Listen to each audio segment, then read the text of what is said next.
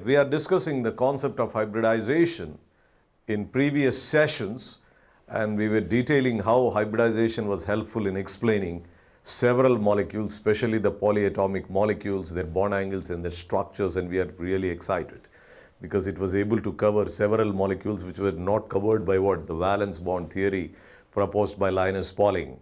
The beauty of Linus Pauling or the valence bond theory is he was beautifully explaining as far as the diatomic molecules are concerned.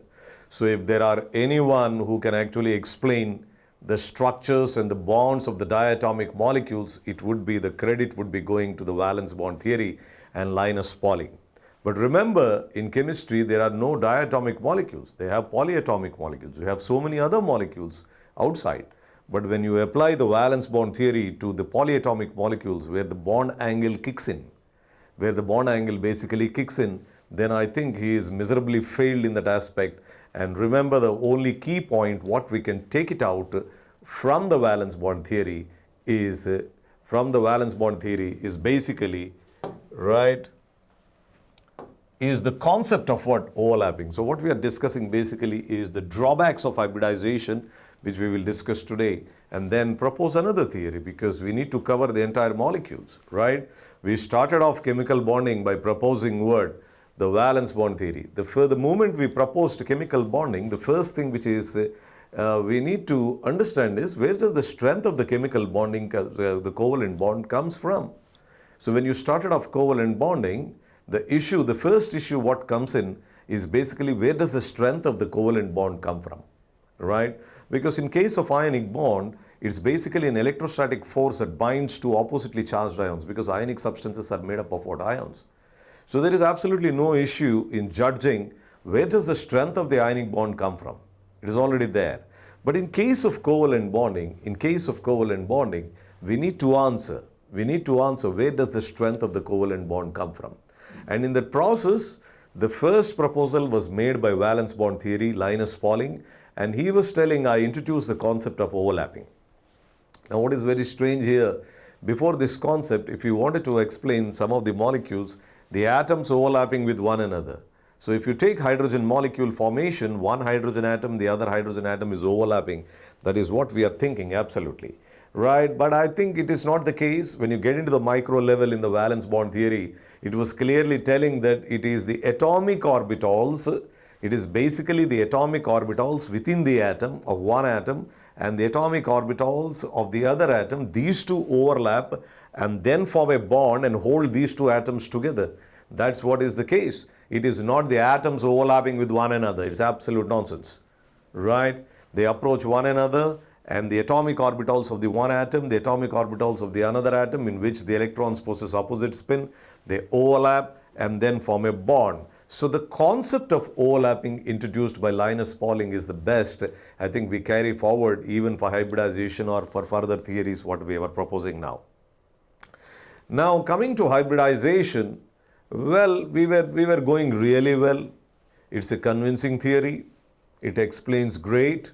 Even though it's hypothetical, we were able to actually cater to several molecules. Now, what are the molecules? The best explained by hybridization is you can have n number of molecules, right? For example, you can take methane, yes, it explains. If you take boron trichloride, yes, it explains.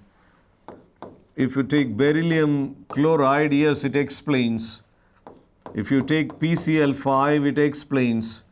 If you take SF6, it explains. If you take IF7, it explains. If you take sulfate ion, it explains, right? So you check, there are n number of molecules where the hybridization has played a role in explaining the structures and the bond angles. Now, what is common in all this, if you check, what is common in all this is, if you take carbon, in methane, carbon belongs to fourth group, right?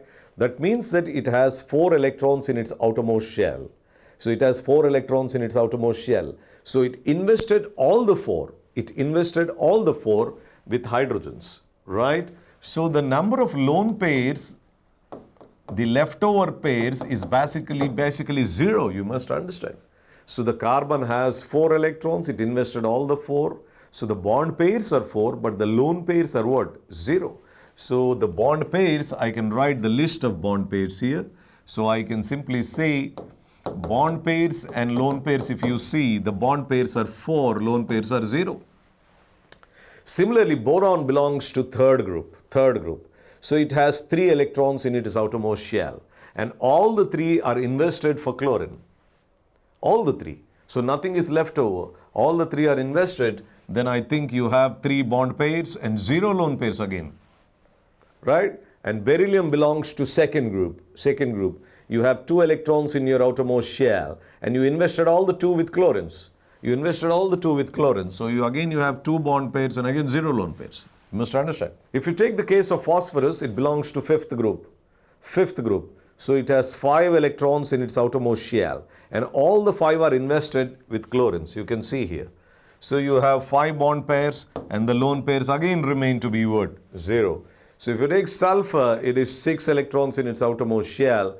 Right? And all the 6 are invested with fluorines. You can see here. So you have 6 bond pairs, right, and you have 0 lone pairs again. Right, iodine belongs to the 7th group. So you have 7 electrons. And all the 7 are invested, you can see here. So you have 7 bond pairs and again 0 lone pairs. Coming to sulfate ion, it looks like this. This is the sulfate ion. You must understand the charge is on the oxygen. This is the sulfate ion. That is a sulfate ion. And sulfur belongs to 6th group. So it should have 6 electrons in its outermost shell. 6. And all the 6 are invested. Look here. First, it invested here, here. So you can check, it formed 6 bonds. 1, 2, 3, 4, 5, 6. So you have 6 bond pairs again. And the number of lone pairs remaining to be what? 0. So what I'm suggesting through these examples is basically, I'm telling you that you tell me n number of examples where the lone pairs are 0, then hybridization is the best. Whenever you don't have lone pair on the central atom, hybridization theory explains so well. Like, what do you mean by explaining so well? Is basically, if you see the bond angle in methane, it is 109 degrees 28 minutes. That is the expected bond angle. But if you look into the observed bond angle, which is determined, it is same. It is 109 degrees 28 minutes. There is absolutely no discrepancy. And the shape is expected to be tetrahedral and it remains to be tetrahedral. Look into this. This BCl3, the expected bond angle is 120 degrees and it remains to be 120 degrees. And the shape is triangular planar. Yes, of course, it is triangular planar. There is absolutely no distortion in shapes. Right? Similarly, if you take beryllium chloride, the expected shape is linear and it remains to be linear. It is absolutely linear. Right? There is no discrepancy or distortion. Similarly, if you take PCl5, it is trigonal bipyramidal. Trigonal bipyramidal has 2 bond angles, that is 120 and 90, because this is how the trigonal bipyramidal is. This is how the PCl5 looks like. You must understand. This is the phosphorus, Cl, and Cl. You must understand, right?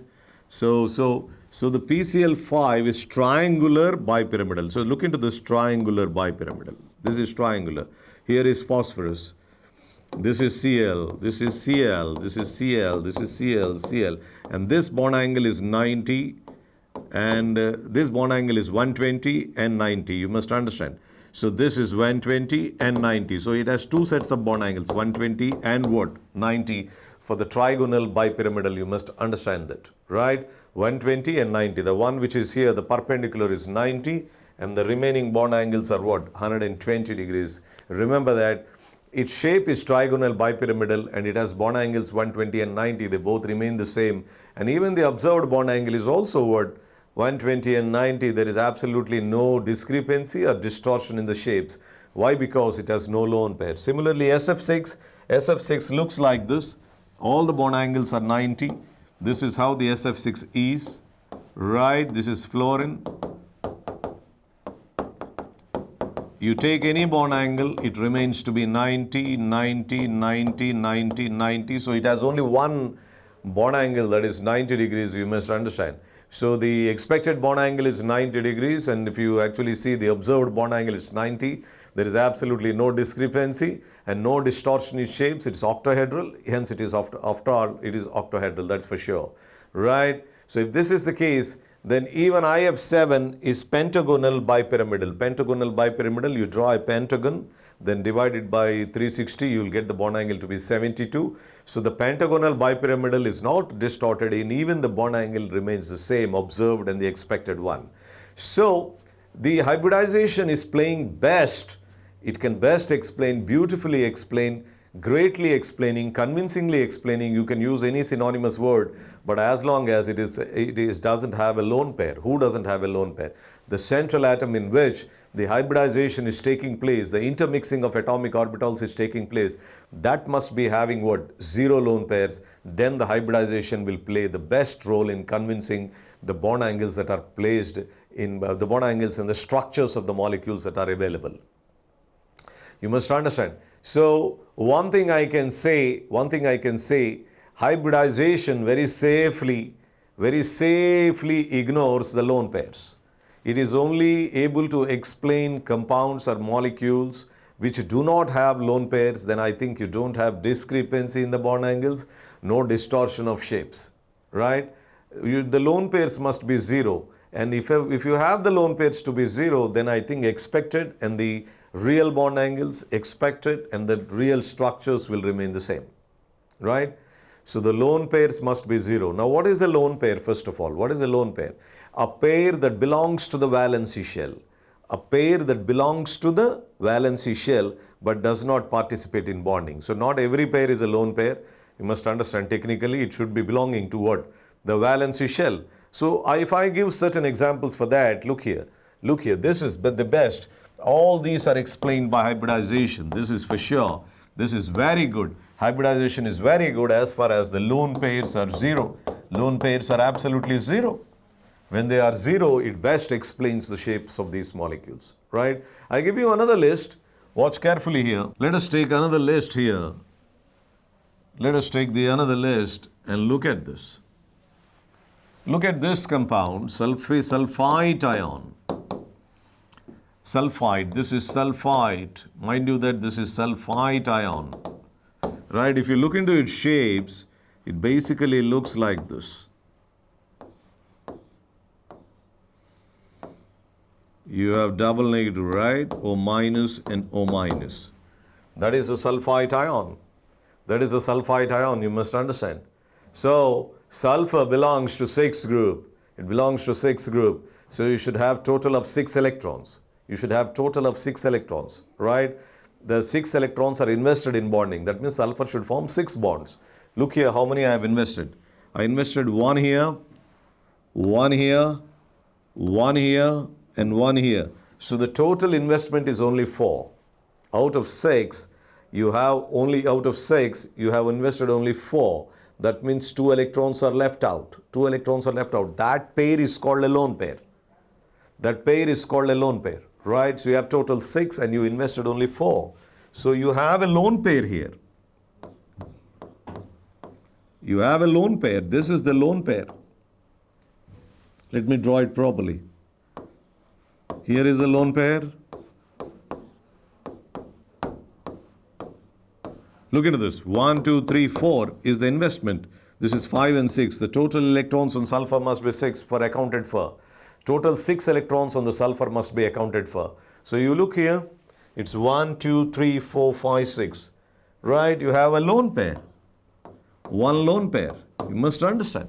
Now these structures which have lone pairs, then hybridization, expected bond angles and the observed bond angles differ.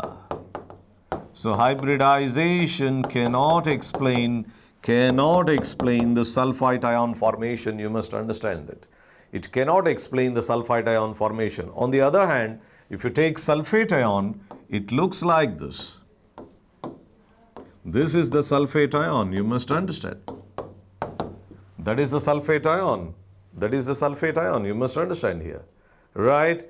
And if it is sulfate ion, you see the total number of bonds. 1, 2, 3, 4, 5, 6. So basically you have 0 lone pairs. And remember, this also undergoes sp3. This also undergoes sp3. But if you look into the expected bond angle is 109 degrees 28 minutes. And yes, observed bond angle is also what? 109 degrees 28 minutes. You must understand that. And the shape is tetrahedral over there, and the expected shape is also what? Tetrahedral over there. Now coming to this, it is also sp3. We have the expected bond angle. Expected bond angle is again 109 degrees 28 minutes. But if you see actual bond angle or observed or actual, it is somewhere around 106. Somewhere around now. And the expected shape is basically tetrahedral, but actually actual shape, if you see, it is pyramidal. It's basically pyramidal, you must understand. So sulfite ion and the sulfate ion, the best examples to understand is both are undergoing sp3 hybridization. The sulfur in sulfite and sulfate, both it undergoes what? sp3 hybridization. But remember, one is explained, the hybridization explains the best in what? The sulfate ion, because it has 0 lone pairs. But in sulfite ion, you have 1 lone pair, and the shape gets distorted from tetrahedral to what? Pyramidal, and the bond angle from 109 degrees 28 minutes is getting into what? 106 or 104 to 106. There is a distortion in the shape, and the Y is the issue. The only difference what I can find out is the lone pair. You have 1 lone pair here, you have 0 lone pairs here, you must understand. Similarly, you take any number of examples. Whenever there is lone pair on the central atom, the hybridization, the expected bond angles and the real bond angles differ. Expected shapes and the real shapes differ. You must understand. So what I will like to reconcile here and write it for you is like this. Watch carefully here. See, now the issue is like this. Watch. The issue is like this. Hybridization theory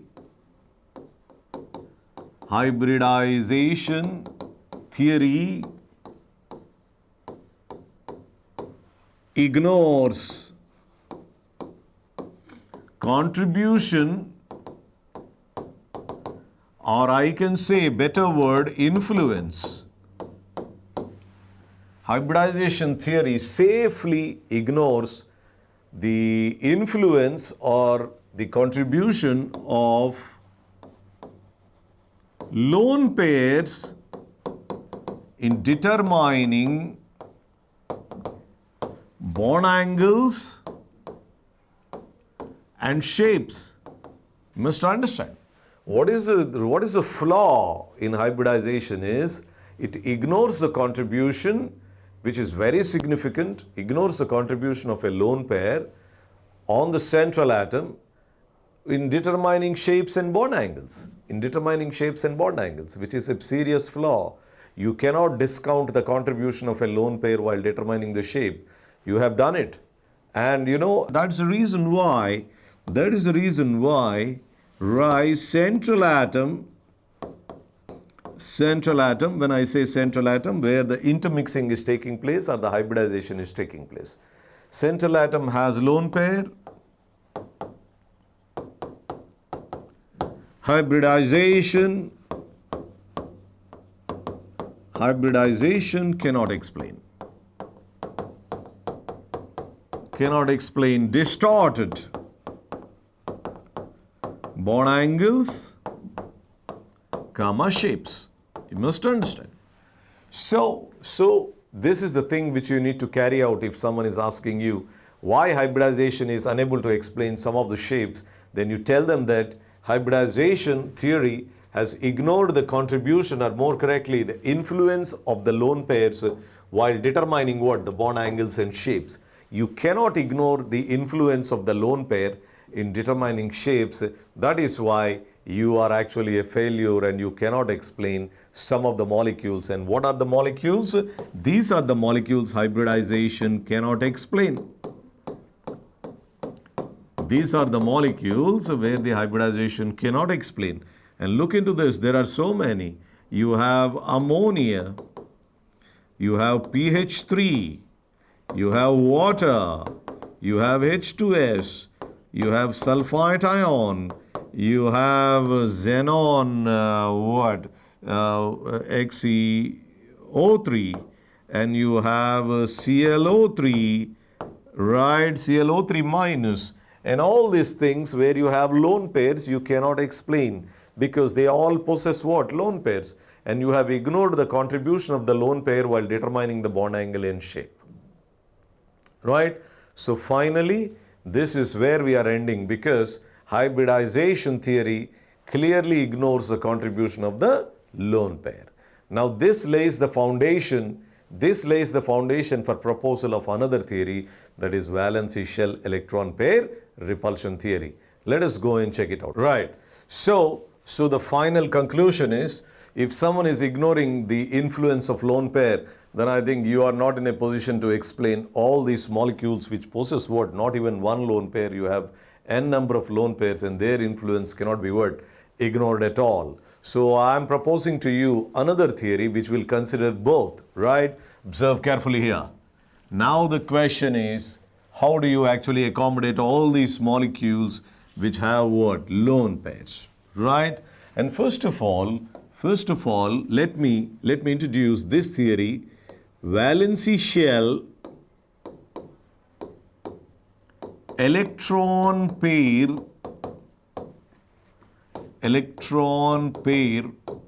repulsion theory.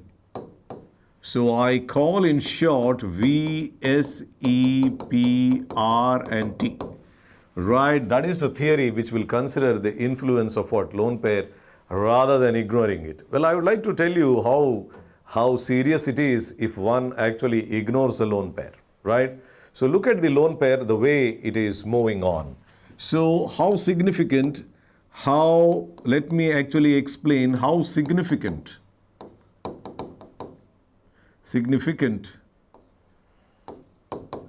is the lone pair influence. The lone pair influence. Now let us see, let us consider how significant it is. First of all, what is a bond pair? See, look into this, bond pair versus the lone pair. Now what is a bond pair? For example, if you look into the fluorine molecule, this is the fluorine molecule which is formed, right? So fluorine now belongs to the seventh group. You have 7 electrons in your pocket, because you are belonging to the seventh group. You invested only one, mind you this. So the investment is like this, you invested 1 and this fluorine invested 1. So this pair is basically the bond pair, right? The bond pair. Now this bond pair does not belong to this atom, this bond pair does not belong to that atom. So it is put at the center and shared by both. And mind you, then what happens is this bond pair, I can simply say it is under the influence, under the influence of 2 nuclei. It is under the influence of 2 nuclei, meaning the nucleus of fluorine and the nucleus of the other fluorine. It is actually under the influence of 2 nuclei, not one. It's not one. Both the nuclei are holding this pair which is actually shared between the fluorine atoms. Both the nuclei are having this stake in that. Right, it's almost like you're controlled by both your father and the mother back home. Right, if both are controlling you, I think you don't have any freedom. You must understand. So this bond pair is under the influence of 2 nuclei. Then what happens? Bond pair, the degree of freedom. The degree of freedom is actually very, very less. Very, very less. You can't move around because the bond pair is under the influence of 2 nuclei. It's not under the influence of 1 nuclei. So the fluorine is belonging to the 7th group. You have 7 electrons. One you invested, and that I call the bond pair. and you are under the influence of two nuclei, and the degree of freedom is absolutely less because both are holding you, right? The both are holding you. It's absolutely degree of freedom is less. So you have 7 and you invested 1, so you're left with 6 more. You're left with 6 more. You're left with 6 more, right? 6 more. So I write all the 6 here. Look into this. This is 2, this is 2, this is 2. And similarly here, this is 2, this is 2, this is 2. That is how it is. And let me tell you, these are called lone pairs. And the 3 pairs which I'm drawing on fluorine are lone pairs. And lone pairs exclusively belong to fluorine. They are not invested. They are not invested. Only 1 electron has been invested and it is under the influence of 2 atoms. Whereas the lone pair is under the influence of only 1 nuclei because it belongs to only fluorine atom. So these 3 lone pairs belong to only this. And those 3 belong to that. They are not invested. So what happens is these lone pairs are under the influence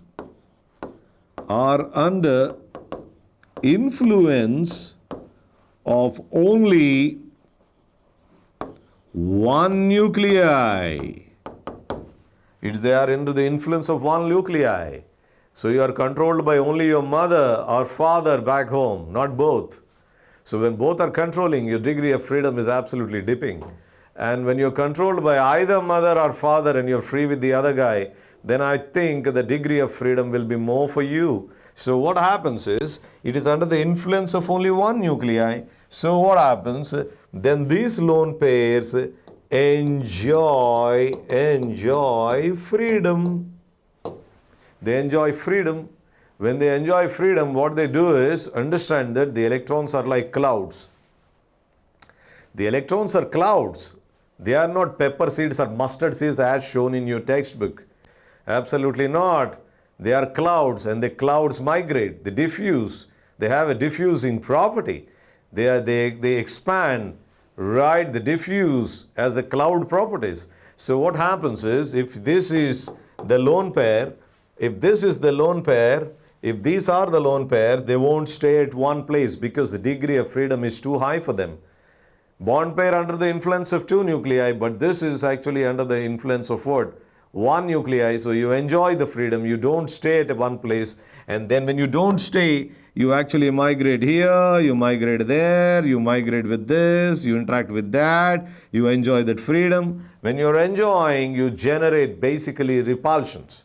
You must understand. When you won't stay at one place, go to the other lone pair, you're generating lone pair repulsions. Lone pair repulsions. And such repulsions cannot be ignored. You cannot ignore such a great repulsions of the lone pair, which hybridization has done it. It's a great influence. You cannot just ignore the influence of a lone pair. Hybridization has greatly done it. It's completely ignored the contribution or the influence of the lone pair, and thereby it's fumbling to explain any particle, any molecule which has the central atom possessing lone pairs. You must understand that. Similarly, if you take water, if you see, you have 2 lone pairs on this, because oxygen is basically having 6 electrons in its outermost shell. 6 electrons. So out of which 2 you have invested, only 2. Here is investment. So you have total 6. So it's 1, 2, 3, 4, 5, 6. This is the lone pair. This is the lone pair. So you have 2 lone pairs. And the lone pair, since they are influenced by only 1 nuclei, they enjoy the freedom, because after all, it's lone pair. You're like a bachelor, right? You enjoy freedom. And when you enjoy freedom, you won't stay at one place. You go to the other lone pair. And then when you go to the other lone pair, then it generates repulsions. And not only to the lone pairs, you even go to the bond pair. And then it generates lone pair, bond pair repulsions. These repulsions are ignored by what? It's completely ignored by hybridization, which is ridiculous, because these repulsions are absolutely significant. Now, if you ask me what will happen if I ignore, it will happen if you ignore, then I think you will not be in a position to explain what the shapes of all the molecules in which the central atom is possessing lone pair. That's what exactly happened for hybridization, right? So now we will consider all these lone pairs. We will be considering all these, right, influencers, and then get into a theory which is called valency shell electron pair repulsion theory, and this is what is the gist of this theory. Observe carefully now. It says, the very first thing, the shape of the molecule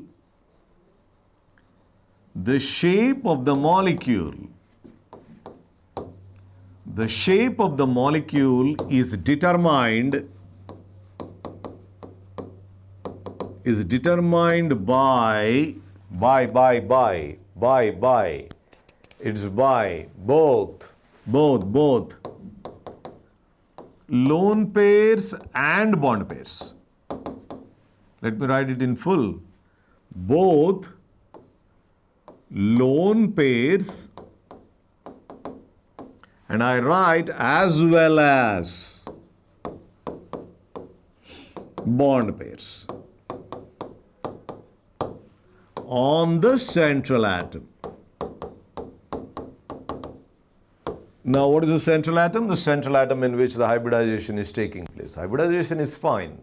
Sitting in positions before participating in bonding is fine. No one is disputing that fact. But the only flaw in hybridization is you have ignored the influence of what? Lone pairs, hence you are struggling. You must understand. So no one is questioning the hypothetical theory of what hybridization, sitting in positions and the bond angles being fixed before bonding is a great thing to contribute. But you ignoring the influence of lone pair is become an issue. So I'm now considering, and remember, so it is as well as, I would like to underline as well as, right? So both are contributing, the lone pairs as well as what? The bond pairs both contribute to what? The shape of the molecule, you must understand. Not a single entity like bond pair, you must understand that, right? The second one, what I need to say, I need to extrapolate this. In fact, it is number of, I would like to underline this. It is the number. It is the number. I'm underlining several times. It is the number. It is a number. It is basically the number of lone pairs, comma bond pairs that determine the shape of the molecules. The shape of the molecules you must understand. So the valence shell electron pair repulsion theory is considering, of course, a significant influence of lone pairs and its number.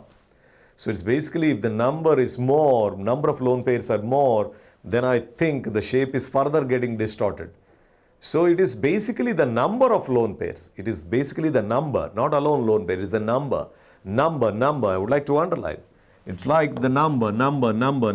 It's basically the number. In fact, it is the number of lone pairs and bond pairs.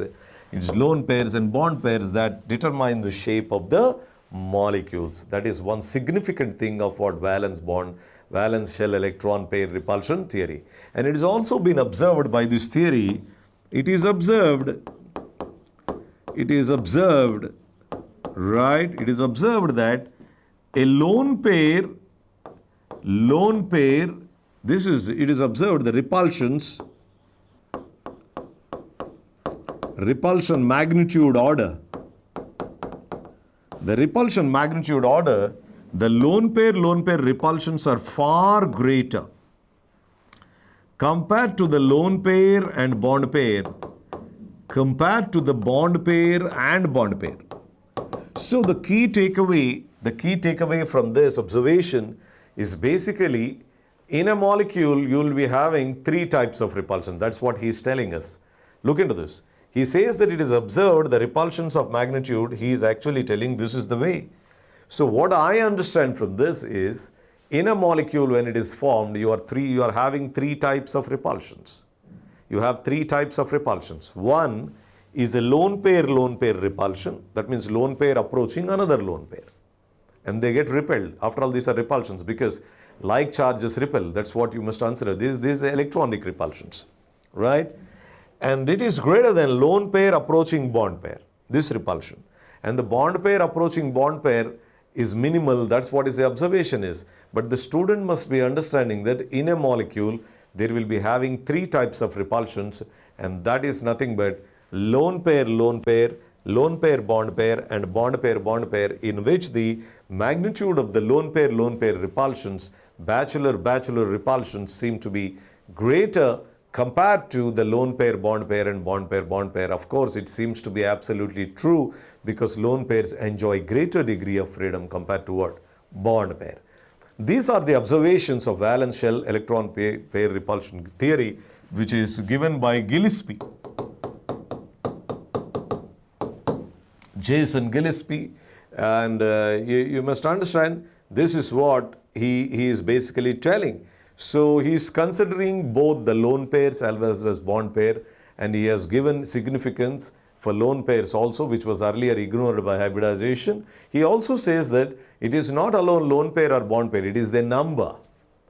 It is basically the number which will determine what? The shapes, you must understand. It is basically the number. More the lone pairs, more repulsions. More the bond pairs, more repulsions. So you understand that it is basically the number. I would like to underline it is basically the number. Number of what? Lone pairs and bond pairs that will determine the shape of the molecule, you must understand. What we will do is we will apply the valence shell electron pair repulsion theory and then go in for an application which will be basically useful for the student. Let us take out one example for valence shell electron pair repulsion theory and explain the bond angles of certain molecules which are otherwise left out by what? Hybridization. Let's take the case. Observe carefully here. Now what we will do is get into applications of valence shell electron pair repulsion theory. Let's apply to water. Let's apply to water.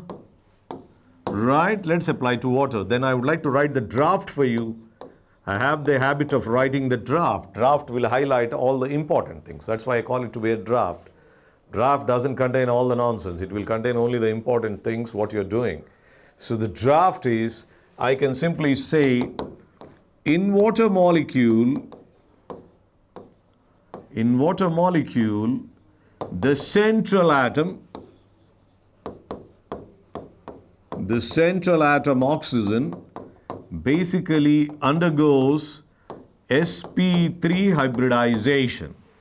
sp3 hybridization. How do you know this? Remember and recollect this formula. H is equal to half into V plus M minus C plus A. Use this formula for determining hybridization. Now if you look into water, this is water. So H is equal to half into the group number of oxygen, because V is the group number, that is 6. Monovalent atoms are the number of hydrogens attached to this. So it is plus 2. It is not a cation. It is not an anion. So 6 plus 2 is 8 by 2, which is 4. And 4 is H, which is nothing but what? sp3. You must understand. You must understand that. Right? So remember, this is what it is. In water molecule, the central atom oxygen is undergoing what? sp3 hybridization. So if I can write the configuration, then it is oxygen, which is 8, which is 1s2, 2s2, 2px2, 2py1, and 2pz1. This is the outermost configuration. And you are claiming that it is sp3 hybridization. So I will put the lock. This is the lock. 1s and 3p's. 1s and 3p's. 1s and 3p's. This is the hybrid lock.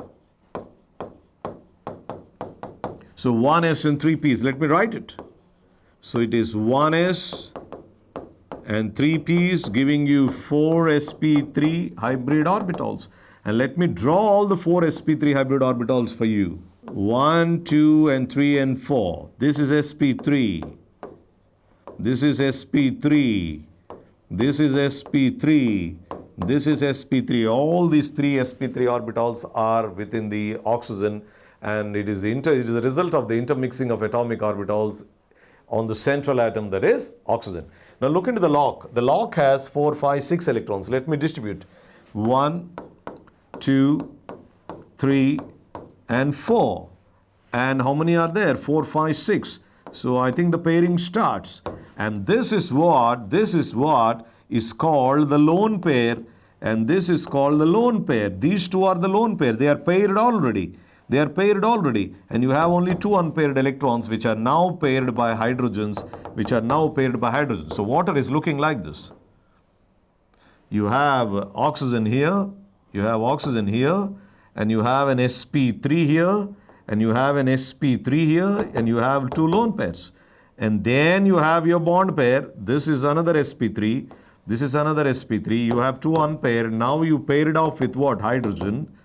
And this is ssp3 sigma. And this is ssp3 sigma. And remember, this is the bond pair. This is the bond pair. This is the lone pairs. These are the lone pairs. So what I understand from this structure, this water structure is, in water you have three types of repulsions. One, the lone pair. Now what is the lone pair? You can see here, this is one lone pair, this is the other lone pair. Now what they do is they generate the repulsions. They move towards one another, and this is what is called lone pair repulsion. You must understand. The second, what it will do is the lone pair bond pair repulsion. You must understand. So these two are repelling, and this will repel now. So this is nothing but the LP-BP repulsions. You must understand. Lone pair bond pair repulsions. You must understand that. Right? And you have the third type of repulsions, that is bond pair. You must understand. This is the bond, and you have this is BP and BP repulsions. You must understand this. So you have three types of repulsions. What it is doing is, first these two are fighting and then moving this way. But then you have repulsions in this. Then these two are telling, don't come to me, right? And then when it is pushing this, but you don't come to me, but I think, but according to VSEPR's theory, it says that lone pair repulsions are greater than what? Lone pair, bond pair, which are greater than what? Bond pair. You can actually see these two are fighting and this is moving towards it. Right? It can't push this forward because the repulsions of these two are greater than LP-BP. So ultimately what is happening is these two are fighting, coming this way, and these two repulsions are very weak. So basically it's unable to push this out. So these two are actually resulting in closing up of bond angles from 109 degrees to 104 degrees. It's almost 5 degrees lesser. So remember, if I can draw the repulsions properly to you through a diagram, then it looks like this for water. Watch carefully here. This is water, and you have an sp3, you have a lone pair, and then you have, right, with hydrogen, right, this is ssp3, and you have another with it, right, you have this one, right, this is ssp3 sigma. So you start off with this. These two are having LP repulsions. These two fight and they move towards this side. This is LP-BP because this is the bond pair, this is the lone pair. These are the repulsions, and you have repulsions between this BP-BP, and the fight between these two is so strong that it will push. This will come this way and this can't stop. And when this pushes this can't stop because the LP greater than LP-BP, which are greater than BP-BP, you must understand that's what is valence shell electron pair repulsion theory is telling. So when this is pushing all the way, this will result in closing up of bond angle by almost 5 degrees. 5 degrees, that is 109:28 minutes to 104 degrees 36 minutes, and from the shape being tetrahedral to basically angular. the fight between these two dominates. So this moves this side, this can't stop, and further this moves this side because this can't stop, because BP repulsions are the least. That will result in the closing up of the bond angles by 5 degrees. And the shape gets what? Distorted from tetrahedral to what? Angular, you must understand. Now, what is the question in the exam? How students must be remembering this? You must understand this. Let us write. Now, this is the complete theory what I can propose to you. But I think what is important for exam? Let us see this table. Watch carefully here. So remember this for exam. Remember this for exam. Remember this for exam. I write it. Write molecule, number of lone pairs, number of bond pairs, and the shape. And please remember these. Please remember these. A molecule of the type AB3, if it is giving a molecule of the type AB3 and the number of lone pairs are basically 1 and the bond pairs are 3, the shape will be pyramidal. Just mark it off. The shape will be pyramidal. In the exam, he will be asking you a compound of the type AB3, 1 lone pair, 3 bond pairs, the shape will be, of course, what? Pyramidal, because it is the number of lone pairs and bond pairs that will determine the shape, right? So that is 1. Similarly, a molecule of the type AB2 with 2 lone pairs and 2 bond pairs, right? Write 2 bond pairs, and the shape is always angular. Must understand. So AB3, 1, 3 pyramidal, AB2, 2, 2 angular. You must understand. Then you have, write another molecule with the type AB2. AB2, you must understand. AB2, similar to AB. It's the question of number of lone pairs and number of bond pairs. So if you have AB2 and with the lone pairs 4 and the bond pairs, right, bond pairs also 4. Right? No, bond pairs 2. Bond pairs 2 and lone pairs 4. AB2 with 4 lone pairs and what? 2 bond pairs. Right? 2 bond pairs. And the shape will be actually linear. You look into this molecule, XCF2, which I'm referring to. This belongs to 8th group. So it has 8 electrons, only 2 it has invested. So you have 2 only it has invested. So it has 6. So it would have 3 lone pairs rather. 3 lone pairs and 2 bond pairs, and the shape will be what? Linear. So 3 lone pairs, 2 bond pairs, and the shape will be what? Linear, you must understand. Right? You can actually say in XCF4, where it is total 8, you have 4 bond pairs, right? And 4 bond pairs, and what? You can see here XCF4. So xenon belonging to what? 8th group, you invested 4, and you are having 4. 4 is 2 lone pairs. So you can say a compound of the type AB4 with 2 lone pairs and what? 4 bond pairs. The shape will be square planar. So this is how the student must be remembering things. You must understand that. Remembering things. For example, AB4 is giving AB4, 2 lone pairs, 4 bond pairs. The answer is what? Square planar. Similarly, you can have AB3. If I say AB3, well, I can give you an example. Just correlate with this. ClF3, an interhalogen compound. Chlorine belongs to the 7th group. It has invested 3. It invested 3. So you are left with 4. So that means 2 lone pairs on this.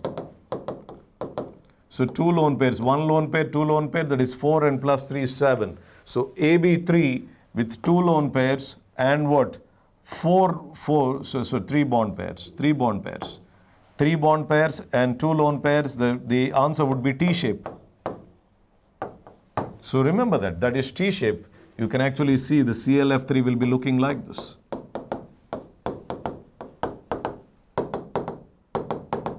That is the 2 lone pairs and the 3 bond pairs, and it has T-shape.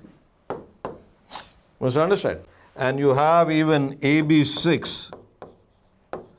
AB6. Now AB6, the best example for you is this, that is XCF6. Xenon belongs to 8th group, so you have 1 lone pair and 6 bond pairs. You can actually have 1 lone pair and 6 bond pairs. Then it is distorted,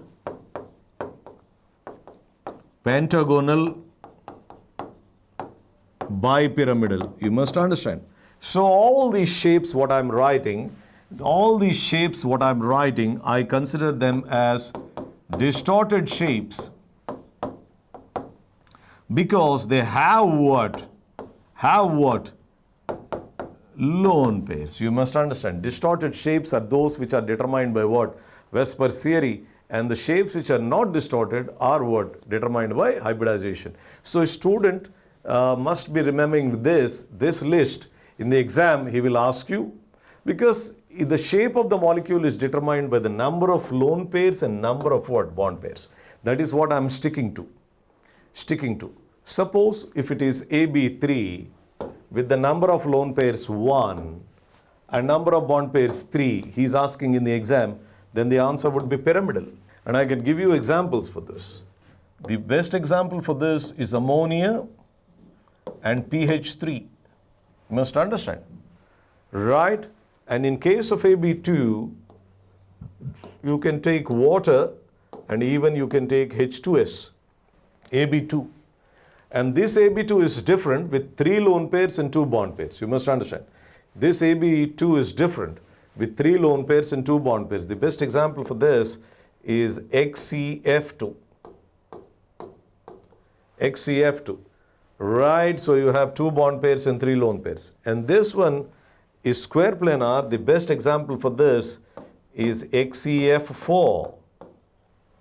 XCF4. And this is important, AB3. The best example for this is CLF3 or even CLBR3. That is having a T-shape rather. And this one is distorted pentagonal bipyramidal. The best example for this is XCF6. XCF6, you must understand. So, this chart, if you can remember, I think you can arrive at determining what? The shapes of the molecules. You must understand this. So look into this. We have started off well with the valence bond theory. And we were explaining diatomic molecules. Polyatomic molecules could not be explained. Then we proposed the theory of hybridization, which is, yes, it is explaining greatly, convincingly all the molecules. And we have used the concept of overlapping and we have done it. And remember, and this was able to explain only when the central atom is possessing only bond pairs. And if lone pairs kick in, I think it is again a failure. It could not, because the shapes are getting distorted. And now we have very seriously considered the influence of a lone pair, which cannot be ignored, you must understand. So the lone pair repulsions are absolutely significant, which you cannot do it, which cannot be ignored. So it is considered, not only considering, it is basically told that it is number of what? It is number of lone pairs and number of bond pairs that will determine. Like you see here, AB3, always the shape is what? Pyramidal, depending on the number of lone pairs and number of bond pairs. If it is AB2, you can see here 2 lone pairs, 2 bond pairs, always the shape is what? Angular. So number of lone pairs are 3 and it is 2, then it is linear, right? And look at this AB4, it is 2 and 4, it is square planar. Square planar, it looks like this. Square planar will look like this. This is the xenon, F, F, F, and F. And you have 6 positions in it. When one is occupied by lone pair, the other is occupied by lone pair. So the xenon tetrafluoride looks like this. You can see here XAB4. AB4 will be having 2 lone pairs and 4 bond pairs. 2 lone pairs and 4 bond pairs, the shape is square planar. Actually, it is supposed to be octahedral, but since 2 positions are occupied by lone pairs, they are getting distorted shapes, and then you are getting what? Square planar. You must understand that, right? So now we have considered the influence of lone pairs as well as bond pairs, which will determine the shape. And now we are able to successfully explain each and every molecule, some molecules through valence bond theory, some molecules through hybridization, and some molecules through what? VSEPR's theory proposed by Gillespie. And the sum total of all these will actually cover the entire molecules in chemistry successfully, you must understand.